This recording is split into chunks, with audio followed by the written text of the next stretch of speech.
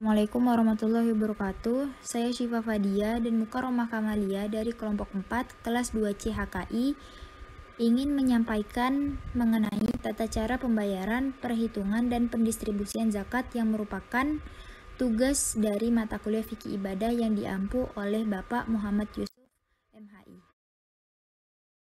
Yang pertama akan dibahas adalah mengenai siapakah 8 golongan yang berhak menerima zakat.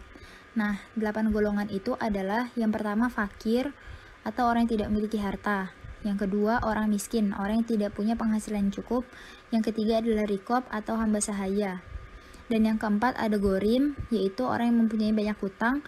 Yang kelima adalah mu'alaf, dan itu adalah orang yang baru masuk Islam. Yang keenam ada fisabilillah atau orang yang berjuang di jalan Allah. Yang ketujuh ada musafir dan pelajar perantauan. Dan yang kedelapan adalah amil atau panitia penerima dan pengelola zakat. Kemudian terdapat berbagai mazhab-mazhab mengenai zakat. Orang yang wajib membayar menurut mazhab Syafi'i yaitu yang pertama seorang muslim, yang kedua merdeka, yang ketiga harta anak yang masih belum baligh atau orang gila, wajib dikeluarkan zakatnya yang ditunaikan oleh wali atau orang yang mengurusnya. Selanjutnya, menurut mazhab Hanafi, tidak wajibnya atas harta anak kecil dan orang gila kecuali atas hasil pertanian dan zakat fitrah. Adapun orang yang mempunyai tanggungan hutang, para ulama berbeda pendapat.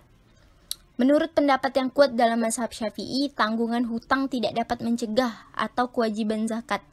Menurut mazhab Hanbali, hutang yang tidak bisa terbayar kecuali dengan harta yang harus dikeluarkan sekira tidak ada harta lain di luar kebutuhan pokok yang mengenai sandang, pangan, dan papan yang dapat digunakan untuk membayar hutang, maka dapat mengurangi kadar yang harus dikeluarkan atau bahkan menggugurkan kewajiban jika tanggungan hutang yang harus dibayar mengurangi objek sampai di bawah nisab, baik hutang tersebut sudah jatuh tempo atau belum. Yang pertama akan dibahas adalah zakat harta kekayaan yang berasal dari emas dan perak. Dan zakat harta kekayaan yang berasal dari emas dan perak ini memiliki syarat umum. Yang pertama, emas atau perak merupakan milik pribadi. Yang kedua, telah mencapai haul emas atau perak tersebut, yaitu selama 1 tahun. Dan yang ketiga, mencapai nisab emas atau perak. Nisab zakat emas sebesar 85 gram, sementara perak sebesar 595 gram. Yang pertama akan dibahas tata cara menghitung zakat harta. Kadar zakat yang harus dikeluarkan adalah 2,5%, baik untuk emas atau perak. Cara menghitungnya dengan menggunakan rumus 2,5% dikali jumlah emas atau perak yang tersimpan selama 1 tahun. Yang pertama akan dibahas adalah zakat harta kekayaan yang berasal dari emas dan perak. Dan zakat harta kekayaan yang berasal dari emas dan perak ini memiliki syarat umum. Yang pertama, emas atau perak merupakan milik pribadi. Yang kedua, telah mencapai haul emas atau perak tersebut, yaitu selama 1 tahun. Dan yang ketiga, mencapai nisab emas atau perak. Nisab zakat emas sebesar 85 gram, sementara perak sebesar 595 gram. Yang pertama akan dibahas tata cara menghitung zakat harta. Kadar zakat yang harus dikeluarkan adalah 2,5%, baik untuk emas atau perak. Cara menghitungnya dengan menggunakan rumus 2,5% dikali jumlah emas atau perak yang tersimpan selama 1 tahun. Jadi ada pendapat ulama mutabaroh mengenai zakat harta. Yang pertama dari Imam Malik, yaitu beliau berpendapat segala perhiasan yang dipakai seperti gelang, kalung, dan lain-lain serta alat peperangan dari emas tidak wajib dizakati. Yang kedua, pendapat Imam Hanafi, seluruh emas wajib dizakati dalam bentuk apapun dan patokan nisab adalah beratnya, bukan harganya. Nah, untuk contoh perhitungan zakat bisa diperhatikan. Vina memiliki emas 200 gram miliknya pribadi dan telah tersimpan selama 1 tahun. Adapun cara perhitungannya, ini kita misalkan dulu harga emas per gramnya pada tahun ini. Nah, misalnya 700.000 rupiah per gramnya. Lalu cara menghitungnya,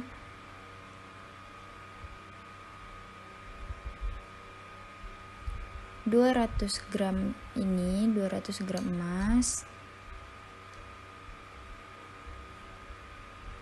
yang telah tersimpan selama 1 tahun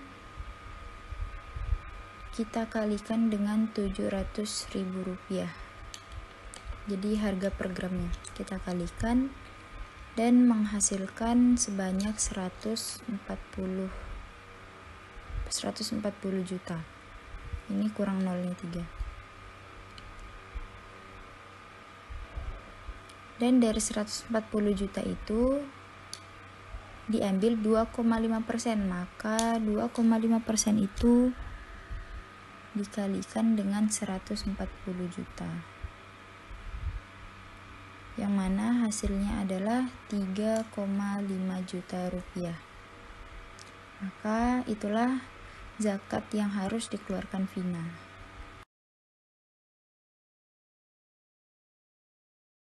Selanjutnya adalah zakat pertanian.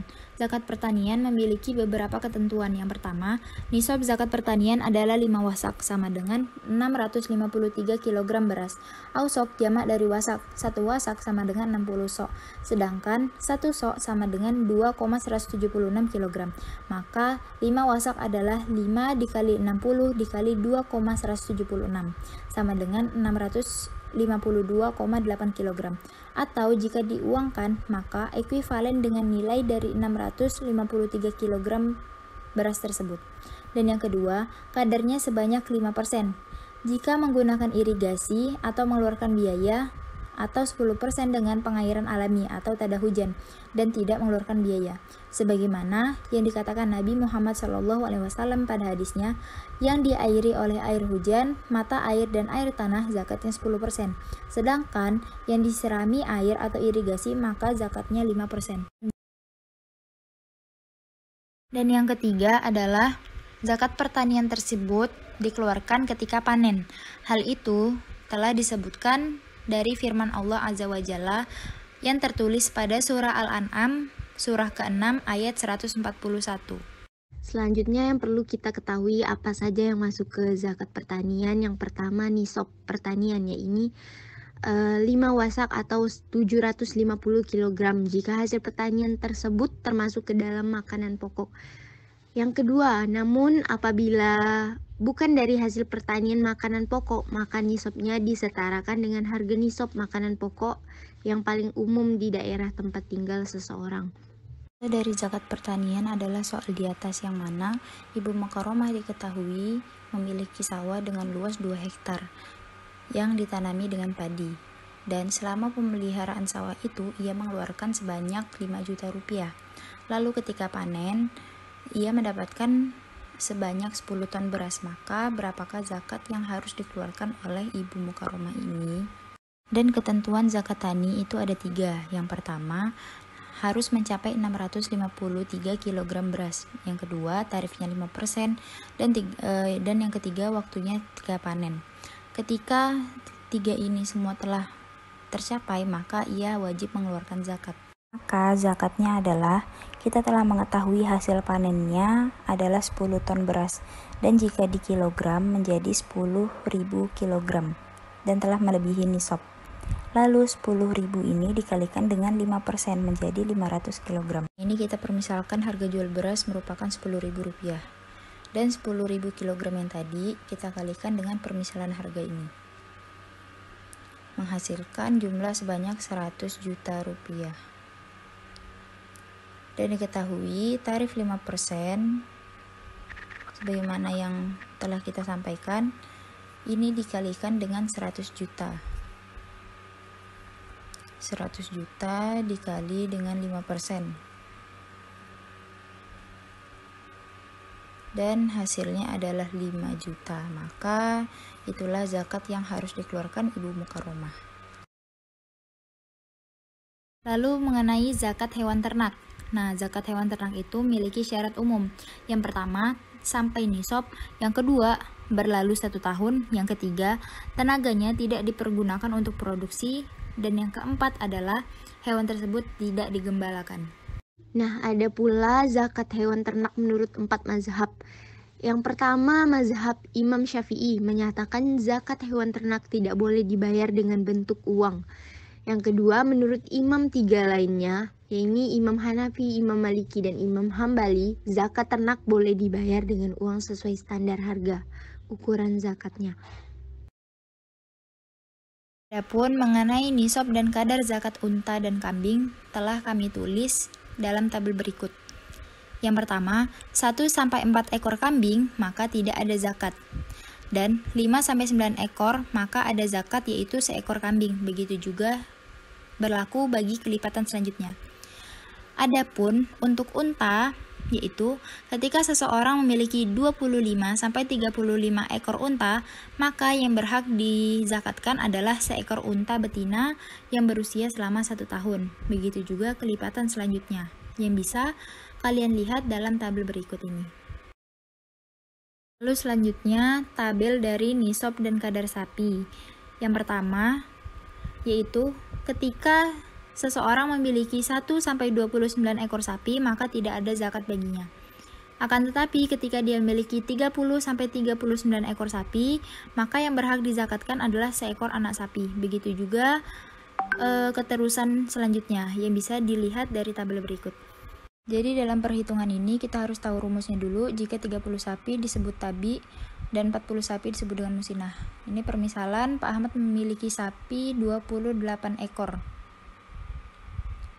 Nah, 28 ekor lalu kita tulis, yaitu pada tanggal misalnya 28 Oktober 2022. Dan pada tanggal itu belum mencukupi jumlah sapi untuk dizakatkan. Maka kita lihat lagi tanggal berikutnya, misalnya tanggal 25 September 2022.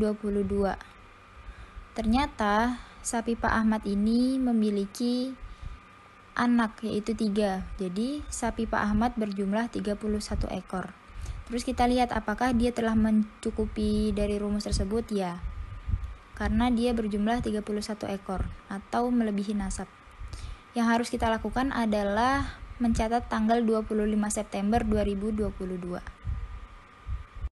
Dan setelah 25 September, Pak Ahmad ini harus menunggu selama 1 tahun. Dan 1 tahun ini dalam Hijriyah, bukan dalam Masehi. Dan cara menghitung Hijriyah itu tanggalnya kita kurangin dengan angka 11. Maka menjadi 14.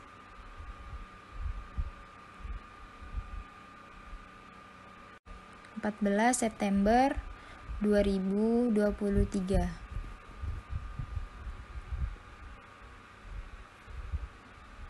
Lalu kita lihat jumlah sapi Pak Ahmad pada tanggal 14 September 2023. Ternyata sapinya telah melahirkan sebanyak 55 ekor. Jadi Pak Ahmad ini memiliki sapi sebanyak 55 ekor. Selanjutnya untuk menghitung zakat, tadi telah diketahui sapi Pak Ahmad akhirnya berjumlah sebanyak 55 ekor. Lalu kita tulis rumusnya, yaitu 30 sama dengan T, yang tadi 40 sama dengan M. Lalu kita kurangin 55 dikurang 30, itu hasilnya adalah 25. 55 dikurang 40 hasilnya adalah 15. Maka kita ambil yang terkecil, hasil yang terkecil. Maka yang kita hasilkan adalah 40 atau M. M itu tadi artinya adalah musinah.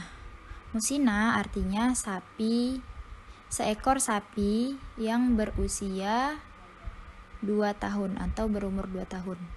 Maka itulah sapi yang harus dikeluarkan sebagai zakat. Selanjutnya yaitu zakat madiin. Di mana ketentuan zakat madiin ini, kewajiban zakat pada barang tambang berlaku apabila diusahakan oleh perorangan maupun perusahaan. Adapun jika dikelola oleh negara dan digunakan untuk kepentingan umum, maka tidak ada zakat padanya. Kewajiban zakat ini baru berlaku apabila hasilnya mencapai nilai nisab emas, yaitu sebesar 85 gram, dan nisab perak sebesar 595 gram.